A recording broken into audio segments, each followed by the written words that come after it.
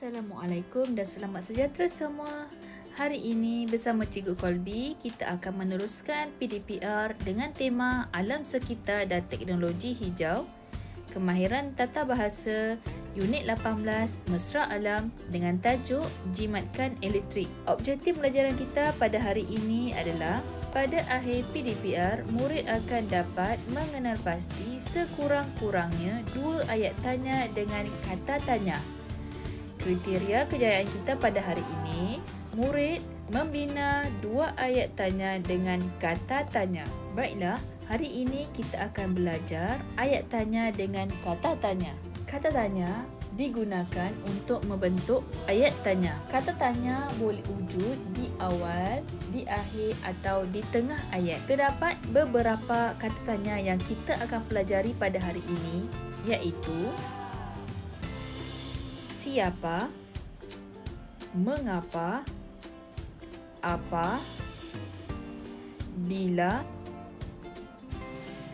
bagaimana, di mana dan berapa. Kata tanya siapa digunakan untuk menanyakan orang.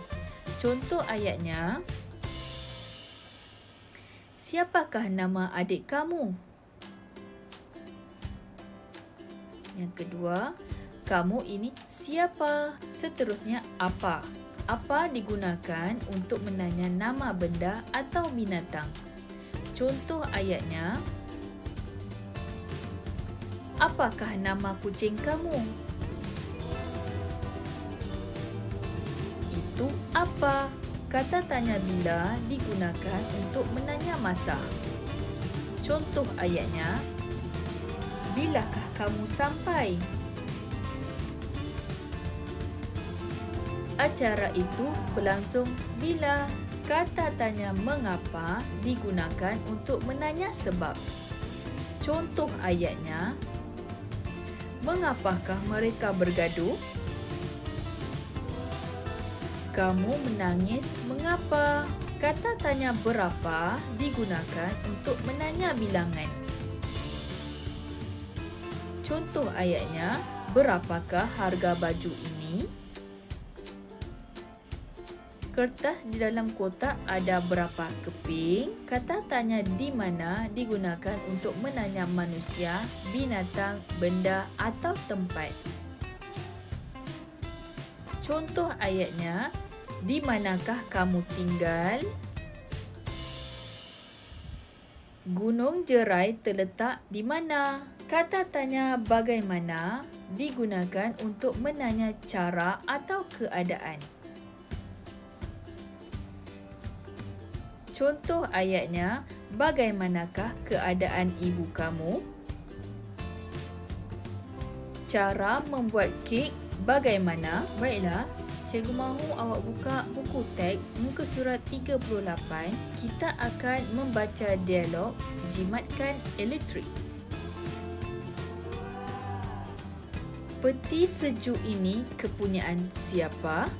Peti sejuk ini kepunyaan keluarga Alice. Makanan disimpan di dalam peti sejuk bila. Simpan makanan apabila sejuk.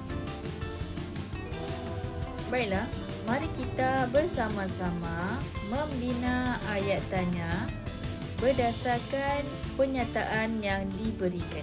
Cabutkan plug dan matikan suis apabila meninggalkan rumah untuk tempoh yang lama. Kata tanya yang diberikan adalah apa? Jadi, ayat tanya yang sesuai adalah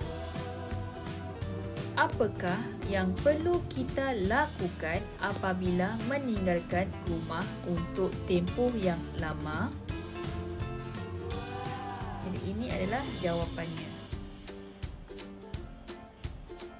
Letakkan makanan di dalam bekas yang bertutup sebelum disimpan.